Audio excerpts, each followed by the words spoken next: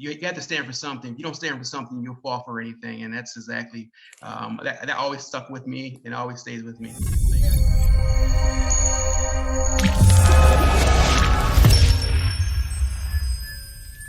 All right, guys, let's have some fun. La'Ron, you ready? Yes, I am. All right, perfect. Ty, you ready? Why not? All right, guys. Timeout. Tyler, who are we taking a timeout with today? Kevin, thank you, man. And today, ladies and gentlemen, we have a superhero in the house, it looks like. We have La'Ron Singletary. He's a candidate for U.S. Congress, New York 25th Congressional District. And La'Ron, you've done a lot of titles. You have a lot of titles out there, man. And we're going to start this off by saying thanks for being on the show, Time Out with Leaders. And if you had one superpower for the rest of today, what would it be? If I had one superpower for the rest of the day, it would be to not be hungry anymore. Because I'm hungry. I had a bag of leaves. I'd be hungry. Oh, I could use some of that with my cholesterol spiking nowadays. Just to conquer hunger. Yes. Conquer hunger. I like that superpower. That's a good superpower. All right, La'Ron, we're driving in. You and I and Tyler are headed to your favorite dinner spot, which is what in Rochester? Ooh, favorite dinner spot in Rochester? I would say it have to be Pane Vino. Ooh, that's up there for me. Italian. All right, so we're in the Cadillac. We're in the Cadillac. We're driving to Pane Vino, and now we're listening to your number one hit song that you can listen to the rest of your life on repeat. What is it? I would say it would have to be Drake. What's next? Okay, there we go. We're getting drunk over here. All right. I love Drake. Nice. And La'Ron, I was going to ask you, man, where do you get this energy from, man? As soon as we popped on this call, you were getting after it, and you're hungry. Yes. I tell you what, it's in my blood. I go nonstop. I'm up early, in the bed late. It's just nonstop. It's just part of who I am. It's what I've been about. When you run a police agency, that's what it's about. It's nonstop. It's 24/7. Love it, man. Love it. AKA La'Ron is always on is basically what he wants us to know. He is always on, Tyler. And speaking of on, you've gone back and kind of gotten your criminal justice degree, your law enforcement administration, but then public administration. Do you want to kind of talk about your journey, your educational journey as to how you found your way into policing and now kind of setting your sights even bigger than just policing today? Sure. I always wanted to be a police officer ever since I was probably about 6, 7, 8 years old. My grandfather used to say, I used to sit on the couch and watch the TV show Cops, right? Watching the TV show Cops and say, Granddad, I'm going to be one of those. And I always knew that I didn't want to sit behind a desk and do the same thing over and over again. When you work with people are different, right? So that's what it's about. It was about me wanting to do something different. Never had anybody in my family who was a police officer, but I tell you who inspired me to be a police officer was my 5th grade DARE teacher, Officer Lucille Everett. I'll never forget her. Many of you may remember DARE, drug abuse resistant education, but it was more about the relationship that the police officer had with each one of us as children. And I was starstruck and just wanted to be a police officer, joined the Police Explorer program, and had an opportunity to go to John Marshall High School, where I entered the Law and Magnetic Government program. And then, after that, graduated from high school, went to MCC, and had an opportunity to get ready to go to Brockport. But then the police department called. I took the test, was hired, and I said, you know what? I'll get on the job, go back to college, have the city pay for it. And that's what I tell kids today. You can get on the job, have the city pay for your education, retire in 20 years, get a check for the rest of your life. How great is that? Yeah. Sign me up, man. Yeah. Exactly, dude. And I'm going through your history here, man. And dang, dude, how old were you when you got in 2019 when you were awarded the Chief of Police title? Oh, I was 39. 39, the youngest police chief. I bet, man. 39. I could tell you were a little bit younger with that Drake reference, man. I'm like, dude, I'm like a Dre and Steve. I'm like, who the heck is Drake even? Now, I know who Drake is, but you're a 90s guy like me. Golly, and who was the first person you called, La'Ron, when you heard that you were the chief of police? Probably my dad. My dad. Dude. I tell you, it was my dad, because I was never the athlete in the family. I played 1 year of high school football, 1 year of football in high school. I was never the athlete. My brother was the athlete. So my dad brought my brother the baseball, football, basketball. I wanted to be a police officer. So what did my dad do? He bought me a police scanner from Radio Shack. And what did I do, right? Radio Shack, remember that? So what did I do?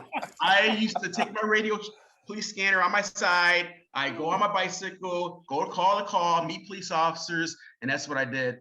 And so from there, it was a dream. And my dad always supported us, through education as well as whatever we wanted to do.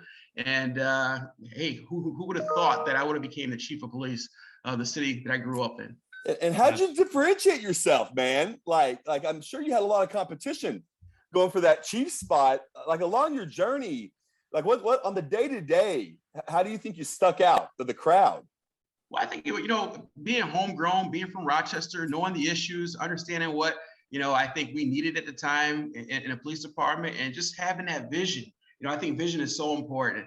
And it's having that vision for, I think, where we wanted our police department to be at that particular point in time. You have to know where you are at in the moment, and you have to know where you want to be. And you have to also know where you were in the past, right? And policing has a long history of, good and bad. But I think more often than not, when people need the police, they're going to call 911, and, regardless of how they feel, So we know that we have to get along with one another.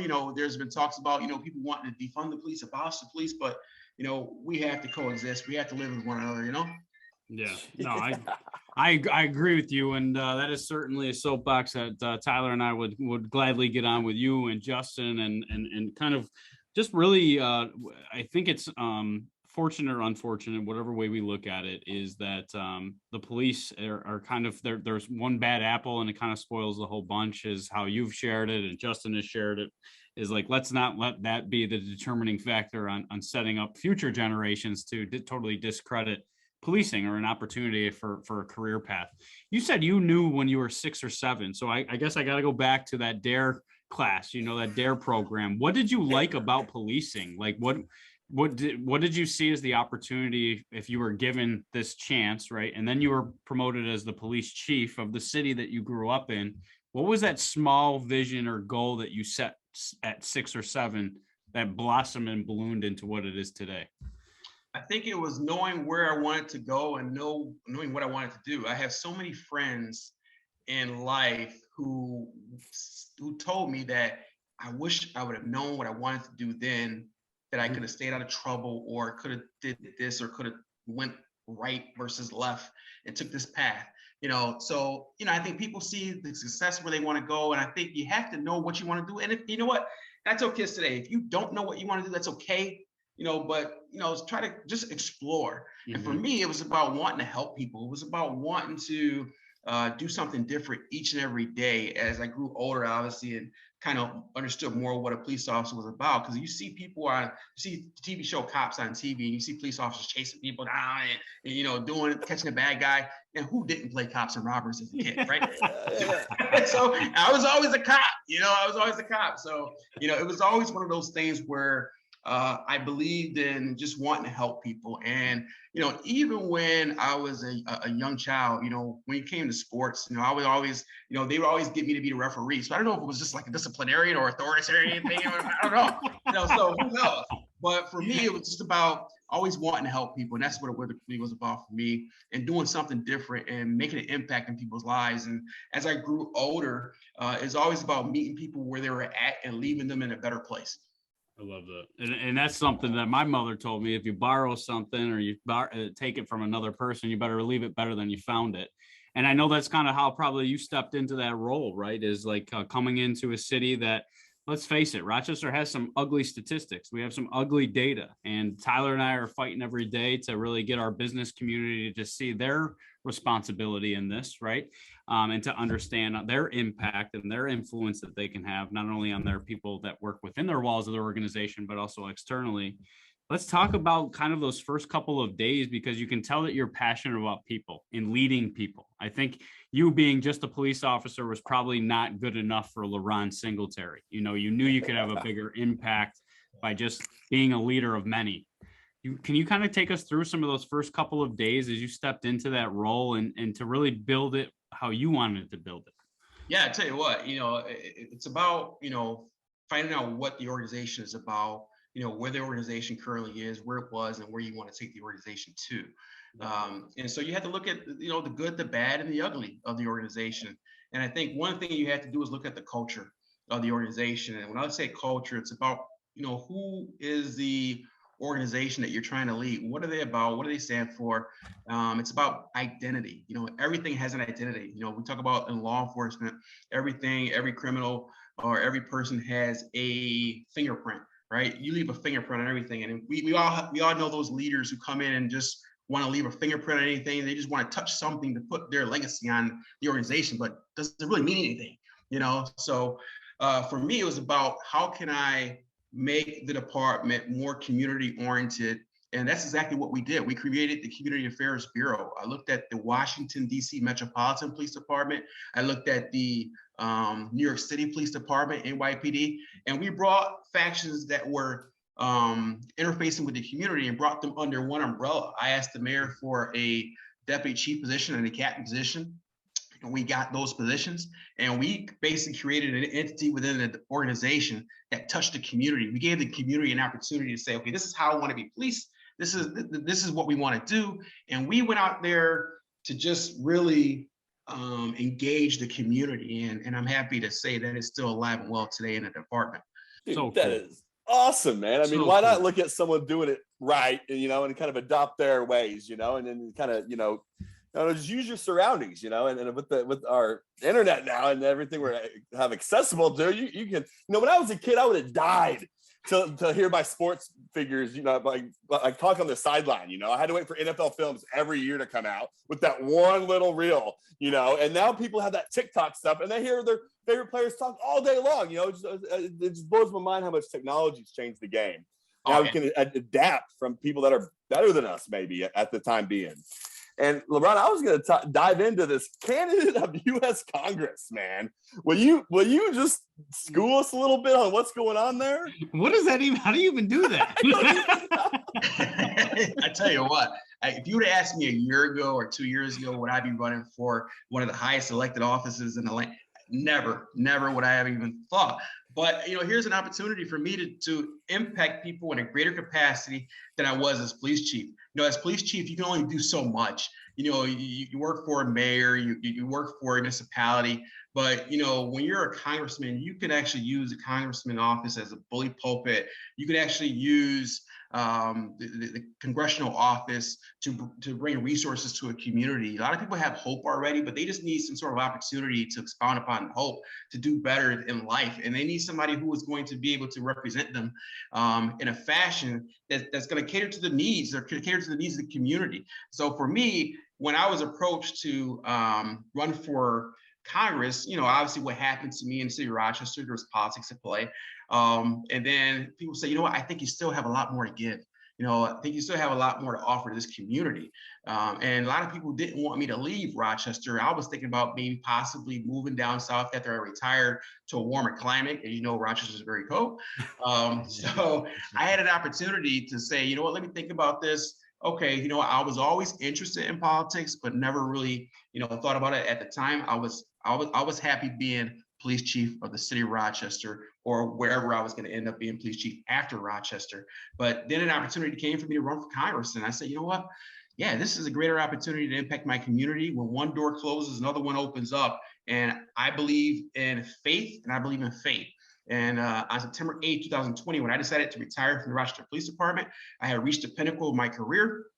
And I said, based on the circumstances that were at play, I decided to move on. I didn't know what was next, but again, I believe in faith. When one door closes, another one opens, and this was an opportunity for me to impact my community in a greater capacity. And I had a lot of people support me and say, I think you should take a run at Congress. You can have the potential to create a lot of change and be a role model for many people in the community who look like you, and many people in the community who don't look like you. As police chief, you were very inspirational and hopeful to many people who worked within the department and people who just lived in our community, came to work and play. So, I said, what? Sometimes when God orders our steps, no man can change those those steps. So I think it's an opportunity for me to do great and bountiful things. I have all the faith and confidence in the world in that you're going to pull that off, because I think you just have this ability to, you really don't have that what's in it for me mentality, and I think when you lead with that, and that's like one of your fundamental principles as a leader, you can't help but say that you're not going to listen, you're not going to learn, and then communicate the why, the how, right, effectively with the community, so we earn a greater understanding of how politics work. You're going from policing into politics, probably two of the most assumed assumptions made. Potentially, I hate to use the word hate, but some people hate politics and they hate police, right? And here you are finding these bridges, these opportunities, to build understanding and awareness first, to then kind of get back to, okay, this is the past, this is the present, and this is where we want to go. But let's talk about the past. Let's talk about where we are today and how we get to where we want to be. And I love that about you. One of the things that I noticed too is that you're a man of your word, right? And your character. A lot of times in business and politics, there's certain times that come up where our character or integrity is challenged. What would you say as leaders, and maybe what you'll do as the next leader in that 25th congressional seat, to really, I guess, stand up to unpopular opinions when you know that that's the best thing or the right thing to do? Absolutely. I think there are times where we must stand up for what we believe are our convictions. And sometimes there are things that we are not going to ever waver on.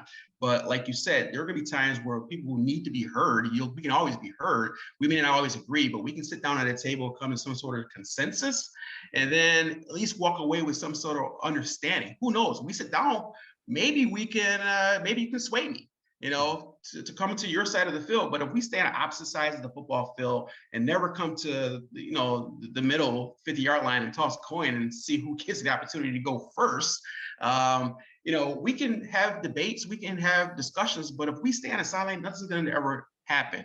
I equate it back to instances when we have turmoil in our community where we try to invite people to come to the table, and some people just didn't want to come to the table and have a conversation, and nothing ever is going to be solved in that light. So as a congressman, this is where I say that I think as a representative, as a leader, you can use the office as a bully pulpit to bring leaders together or to call leaders out if need be, if they're not doing their job. And you can't be afraid to call people out. Particularly when it comes to public safety. And that's one of the reasons why I decided to get into this race. We had our city have one of 17 cities at the time last year that broke homicide records. I mean, little old Rochester, 81 homicides. Those are numbers that we have never seen before. And it should be breathtaking. It should be shocking to many people. And somebody's got to call light to that, because in order to solve a problem, you have to recognize that there is a problem, no matter what you're doing. And I think there were too many people who just did not bring light to the issue when you have people who are being shot and dying in our streets. And for me, it's personal because typically those individuals were Black and brown people who look like me. And so I think I can represent the needs of this community, growing up in this community, being a graduate from city schools in this community, and working in law enforcement in this community. I love what you said, Kevin, about bridging the gap between politics and policing, two things that people typically love to hate. And here I am getting ready to embark possibly on both. I'm going to have to use that. So if you hear that again, Kevin, don't charge me for that line. So I mean, here I am about to embark on two entities that I've kind of done well at as a police chief. I say myself, and also as a politician, get ready to embark on that. Some people say being a police chief is a politician because you work for a politician. I always say the best job in the world is a sheriff because he's elected, right? He answers to the people. And just like politicians, he answers to the people. So I think politicians should be able to definitely answer to the people, and people should be able to call them out when they're not doing their job. I love that. I love My that. goodness, La'Ron, I don't see you failing at anything, man. Like I'm on board, man. You tell me where to vote. You tell me where to be. I'll be there. Tyler, I love your energy. I love your energy, Tyler. Dude, I likewise, buddy. Like I'm sitting here like, oh yeah, man. I'm hitting over here a little bit. It's what 12:25 Central Time, just in my little office, sweating. Because La'Ron's got me going. Can you kind of dive in a little bit on this FBI stuff? I was scrolling through your page here, and I see an FBI National Executive Institute session 43. Can you let Kevin and I know what's up with that? Yeah. So I had an opportunity to attend FBI National Executive Session 43, which is the second tier of the FBI National Academy, which I attended in 2016. So they pick about 200, like every session, they have like 4 sessions a year. They pick about 200 individuals from law enforcement executives from around the world. And you have an opportunity to go down to Quantico, Virginia for 3 months and just learn from each other, learn about what's going on around the world, as far as latest trends and things that are going on in law enforcement. And I tell you what, I still have connections and contacts. We're on WhatsApp and we talk about things about life or those who are still in the profession. And it's basically a big networking thing. You talk about networking, no matter what you do in life, you have individuals that you can relate to or run things by, whether it's politics or in law enforcement. Networking is huge. And I tell young kids that all the time. Sometimes it's not about what you know, it's who you know. And that's so important. So we had an opportunity to go down for 3 months, break bread. It was like a hotel, 3 meals a day. And you hear from some of the greatest people, the FBI director, some of the greatest talent in the country, around the world, about just things that are going on in law enforcement and how it can help you better your organization or just better you as a person. I think no matter what we do in life, everything you take from it, whether it's professional or personal, should always impact you personally.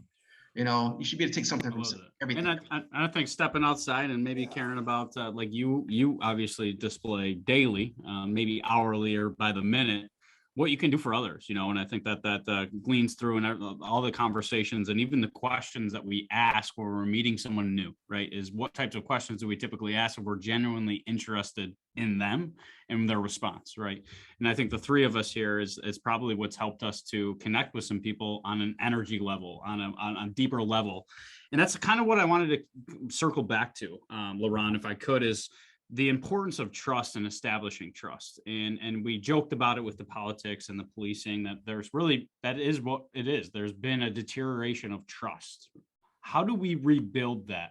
And how have you found, I guess, in your roles, going back into just stepping into the role for the city of Rochester, how did you establish trust to create those safe spaces where people did feel safe to share with you and really open up maybe some of those existing wounds to reopen them, to fix them and rebuild? Yeah, well, I think the first thing about trust is you have to establish a relationship. Without any type of relationship happening, trust won't come. So there has to be a relationship, whether you're meeting with somebody and you're building up to that level where you can trust somebody, because trust is not just instantaneous. I think we like to give people the benefit of doubt until they prove us wrong. And I think even the good in us and the best people on earth want to do that until they're betrayed. So I think that one of the things that we have to do is we have to build relationships. And part of building relationships is making sure that we maintain contact with one another. And you have to mimic and model behavior that I think people will get to know about who you really are. And I think you just can't look at people for who they are on the exterior. You have to really get down into their heart. And I think you do that by engaging with people and looking at their actions. First, we can talk the talk, but how many people will actually walk the walk and actually carry through and follow through, carry out and follow through. So I think those are most important things. So it's about building the relationship first and making sure that you have a good strategy in place and set goals and a vision for people. We used to always talk about purpose, direction, and motivation. Purpose, direction, and motivation. And I think you can lay those 3 things out, people will follow you to the end of the earth. Colin Powell was one of my greatest leaders that I always followed. And, he made a comment, something similar to that fashion, that, if you're one of the greatest leaders and if you can build trust, people will follow you into the darkest cave, into the darkest night. He was just amazing. Yeah. Wow. Love that. And you kind of hit on the word action, La'Ron, and how do you go from words to action, like to actually get out there and do it? I just smell a bunch of courage and faith in you, and on all these levels, you kept leveling up over and over and over and over again. And that's action right there, if you ask me. Just check your resume; looks like it's doing a square dance right here. It just doesn't stop moving. Can you kind of hit on action and how important that is, as opposed to just all talk? Yeah, I think you have to be able to show people what you're about. Like I said earlier, some people talk the talk, but who really walks the walk? And as a leader, one thing that I never did was ask people to do anything that I was not willing to do myself. And as a police chief, people figure that you sit behind a desk all day, but I was always out there on the street, walking in neighborhoods, letting people see me, touch me, feel me. Like, oh, our police chief is real. Our police chief is out here on the street. And that's one thing about me. People have my cell phone number, so they can touch me, feel me. I think I was one of the most successful police chiefs probably in the history of the Rochester Police Department, as I've been told. So I didn't just sit behind a desk. The police officers saw me, the community saw me. And, when you're talking to new recruits in the academy for the first time, and they see you as a police chief, in their mind, you were never a police officer. You were always a police chief. So you don't know anything about being a police officer. And so sometimes you have to remind them. Sometimes you have to go out there and you have to chase down a bad guy and jump over a fence and say, yeah, I used to be a cop too, And so what greater opportunity to show a young recruit that, hey, our police chief is out here doing it. That gives them motivation and courage. I mean, you talk about President Zelensky over in Ukraine right now. I mean, president of a country who's under attack, who's out there, who takes his suit off and dons a military outfit and is out there with the troops, with his life on the line, and his citizens are being killed. Talk about leadership. I mean, that guy right now, somebody said today that guy should be given the Nobel Award for like the next 5 years. It's unbelievable what he's going through and the leadership he's displaying right now. Golly, man, you nailed that on the head, La'Ron. I mean, how simple too, right? Just go do it in front of folks. Just go do it. I was watching The Last Dance a couple nights ago, and that's exactly what MJ said. He said, I didn't ask anybody to do what I didn't do, and it just goes so far, man. I don't know, man. You're something special, La'Ron. I'm excited. What kind of legacy do you want to leave behind? A legacy of service, service to others, selfless, somebody who was just always trying to meet people where they are. Because I think that's so important today, particularly when you talk about what people are going through. People are living in some of the strenuous times that I think we've ever seen right now. When you talk about economics, inflation is crushing people right now. People have to make tough decisions to put food on the table or fill up their gas tanks. I mean, the amount of gas we're paying, the amount of food prices we're paying, this is something that people have never seen before, particularly those who are on a fixed income. So people just want to know, is somebody listening to me? People just want to be heard.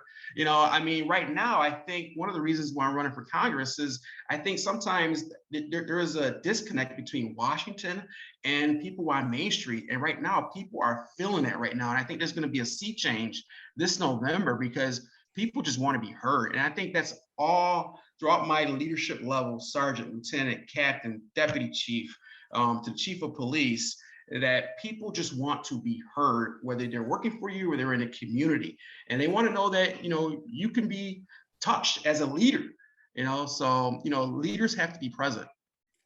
Absolutely, man. I think it makes people feel special when they're heard, right? And you have a bunch of people feeling a little empowered. I think we're due to make the right decision even more and more, and to pass it on. Because someone heard us. Now we're having the younger generation being heard again. And a man of service, dude. Where'd you get that from? I feel like that was just slammed into you as a little kid. Well, how did you come around that? Yeah, you're absolutely right. It was just ingrained. I think family foundation is key. Talking about family values and the way I was treated. We didn't grow up seeing color. We didn't grow up seeing, somebody was black or white. We grew up seeing somebody as an individual person, and the golden rule: treat others the way you want to be treated. And I'm a big person that believes in karma, so I never want to treat anybody who treats me.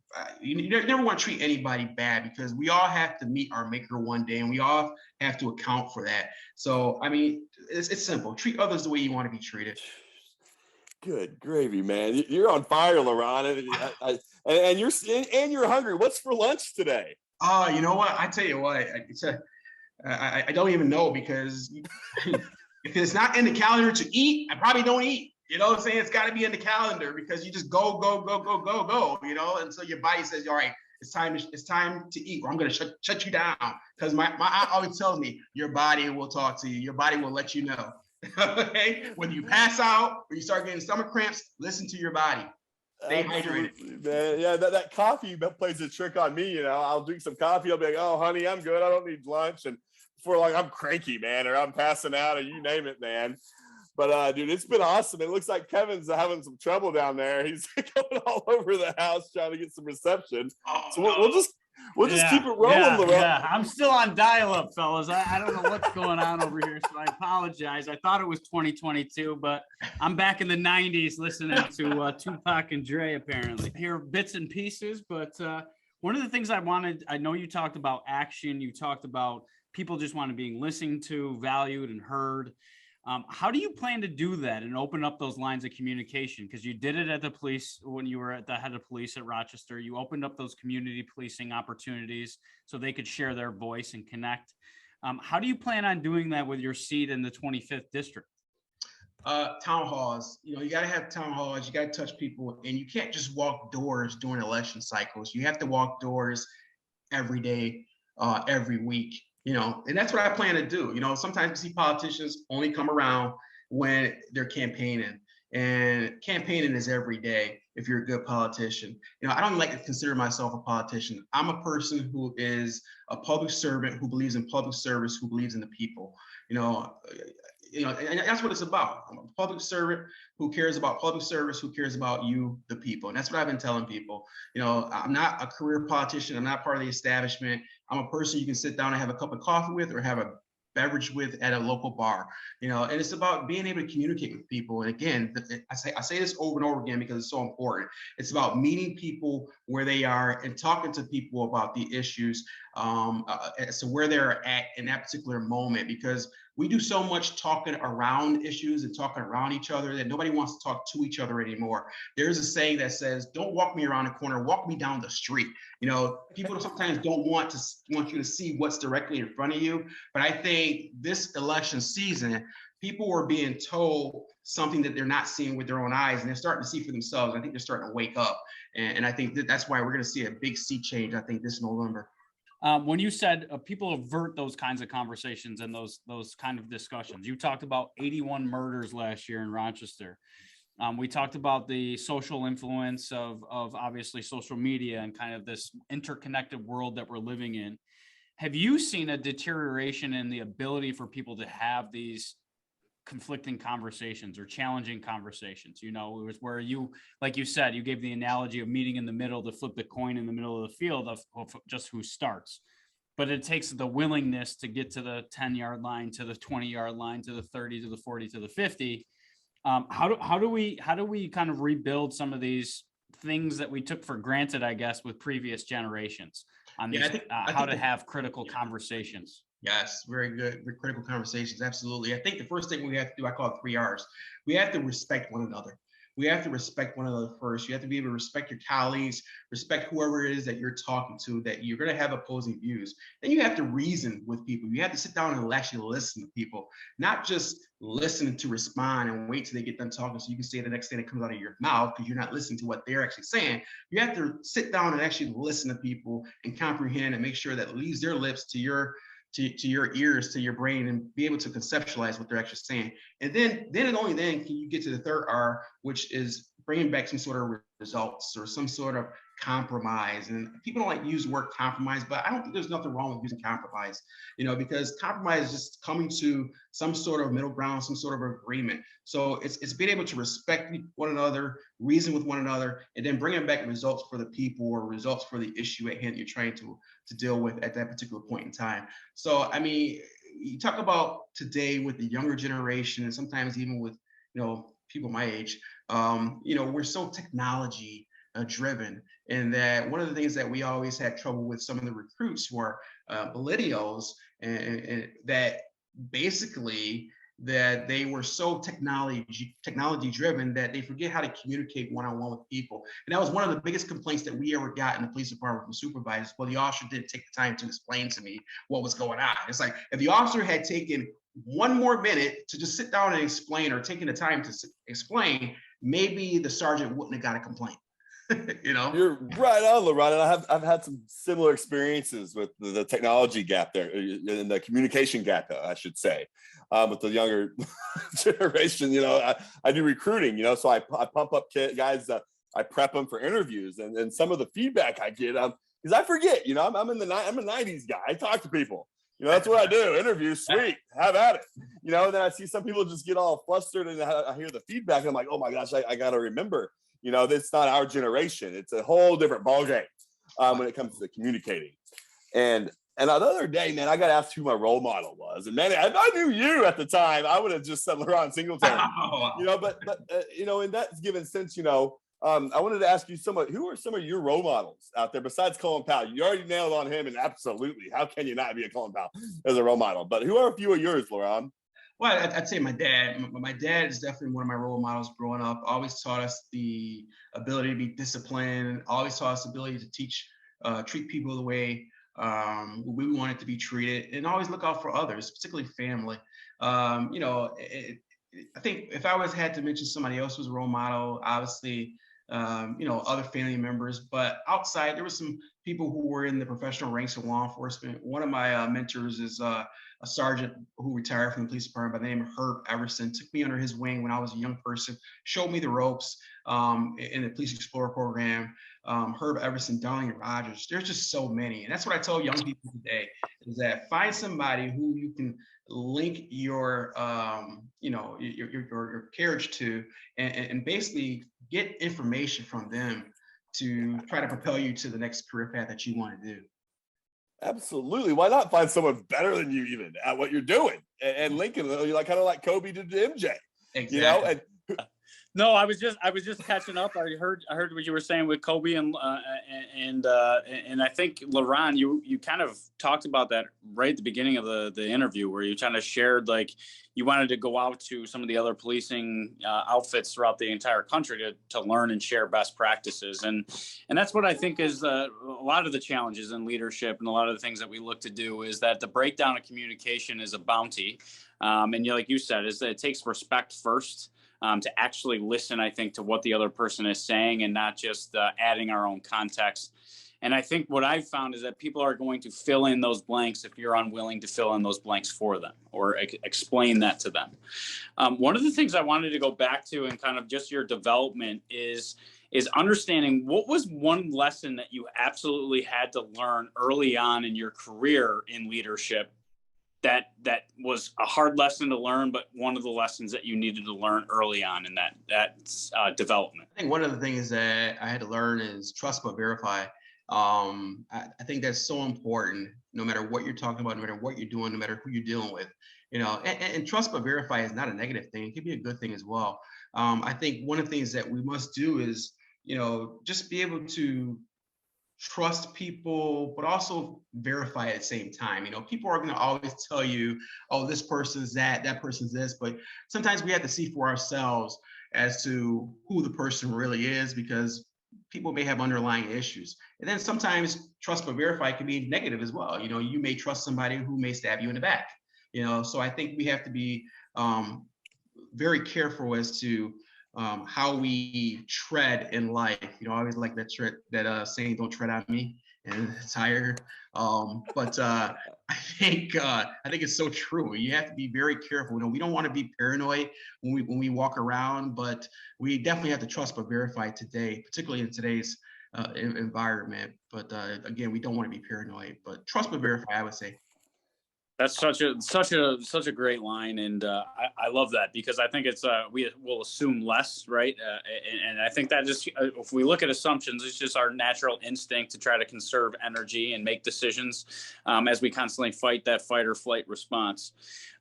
One of the things that I again, to not harp on, but to go back to is understanding the importance of doing what you say and say what you do. And I know you've mentioned the action side of things. In all of leadership, it takes us to kind of step outside of our comfort zone and get comfortable with change. And this is a typical conversation that Tyler and I love to have. How do you get yourself comfortable with change and always needing to, I guess, challenge the status quo, and understanding where we are today is not going to be what gets us to where we need to be tomorrow?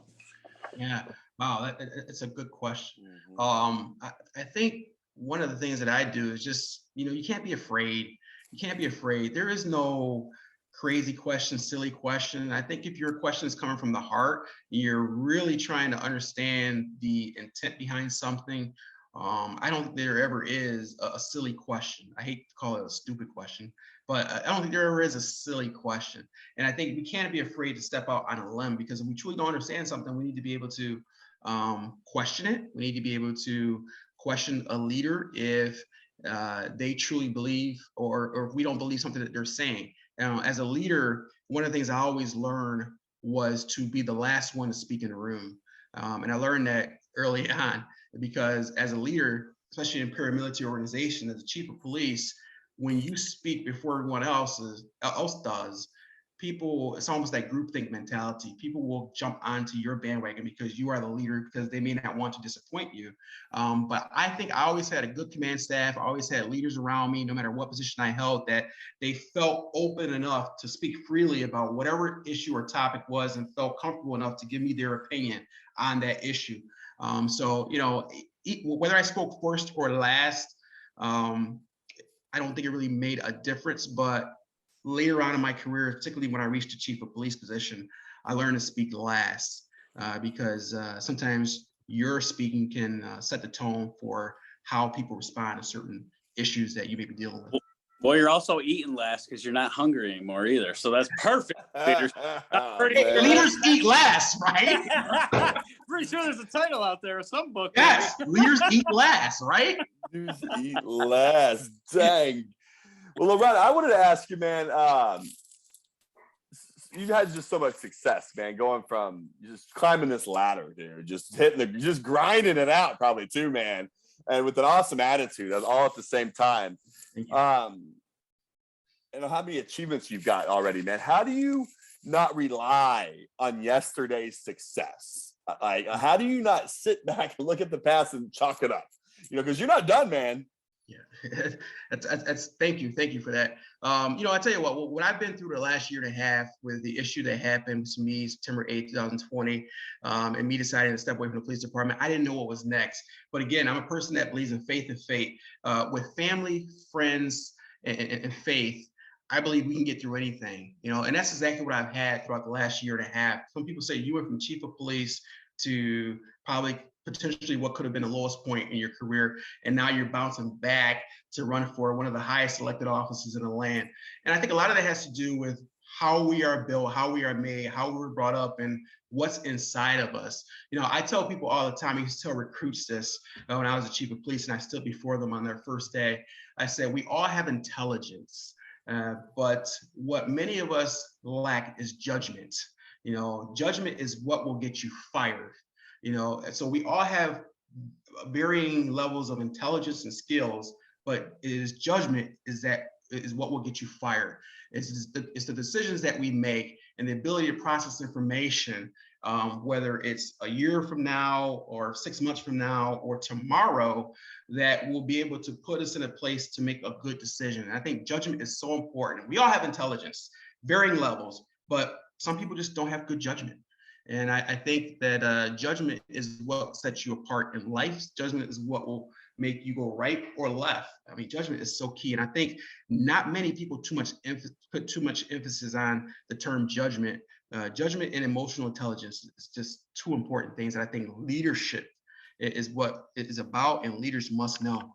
Because how you affect other people, how you say things, you have to be able to have that emotional intelligence to understand that what I just said, how it affects one person, and also even just facial expressions. As a leader, you have to be careful, and that's one of the things that I'm so bad at, is that I talk with my hands, and also I speak with facial expressions as well. So people can say things to me, and I'm like, and my face will give it away, and I have to be careful with that. I feel you there. Being Italian, we're always talking with our hands, man. That's how we lose some calories or weight during the day. Better storytelling. We want to draw people in. I just wanted to say first, thank you, La'Ron, for standing up being courageous, and really sticking to your morals, your vision, your values, and probably relying on your faith and like you said, your friends and family around that faith, and having that foresight, not knowing what's coming, but know God had a plan, or your friends and family had a plan. And I'm so happy that you listened to the community, because you were one of those shining stars in downtown Rochester.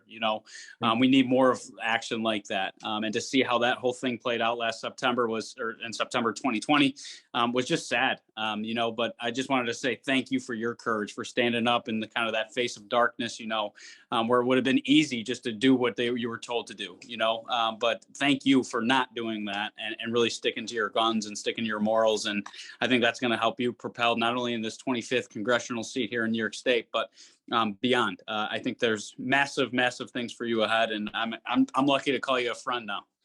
Thank you so much. I appreciate that. And I'll leave you with this. My grandmother always said that, if you have to stand for something. If you don't stand for something, you'll fall for anything. And that's exactly, that always stuck with me and always stays with me. So you got to stand for something. If you don't stand for something, you'll fall for anything. Love that. Hell yeah. We need less sheep in this world, La'Ron. Thank you for that. Thank you. Damn.